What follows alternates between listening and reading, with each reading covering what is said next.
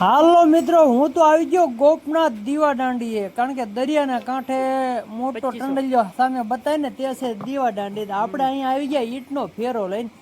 આપણે જો ગેટની અંદર પ્રવેશ કરી શક્યા છીએ ને આપણે અહીંયા ઈંટનો ફેરો ખાલી કરવાનો હતો, એટલે આપણે જો ટ્રેક્ટર ઠેરાઈ દીધું છે અને ટ્રેક્ટરને હાઇડ્રોલિક મારી દીધું છે ને ધીમે ધીમે ટ્રેક્ટર ઉડાડી નાખવાનું.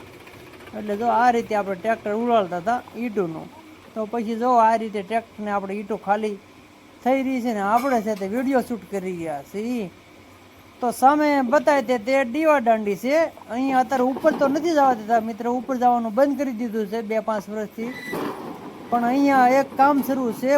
અત્યારે બધા અહીંયા ફરવા આવી રહ્યા છે, પણ બહાર બધા બગીચામાં ફરી ફરીને વયા જાય છે, કારણ કે અહીંયા તો મ્યુઝિયમનું કામ શરૂ છે.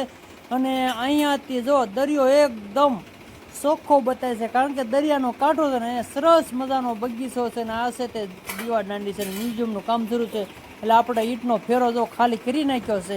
અને આ બગીચાનું લોકેશન કંઈક અલગ હશે મિત્રો. અહીંયા અત્યારે બધા ફરવા આવતા હોય છે ને આ છે તે જો મ્યુઝિયમનું કામ અંદર છે ને અંદરથી બધું ફરવા લાયક છે ને હમણાંથી 2-5 મહિનાથી કે બંધ કરી દીધેલું છે અંદર ફરવા જવાનું, કારણ કે કામ શરૂ છે તેથી અત્યારે નવું બધું કામ શરૂ થઈ રહ્યું છે. એટલે જરૂરથી મિત્રો 2-5 મહિનાથી પાછું શરૂ થઈ જવાનું છે મ્યુઝિયમ. તો જરૂરથી દીવા દાંડીએ પધારજો અને ફરવાલાયક સ્થળ બહુ મસ્ત છે.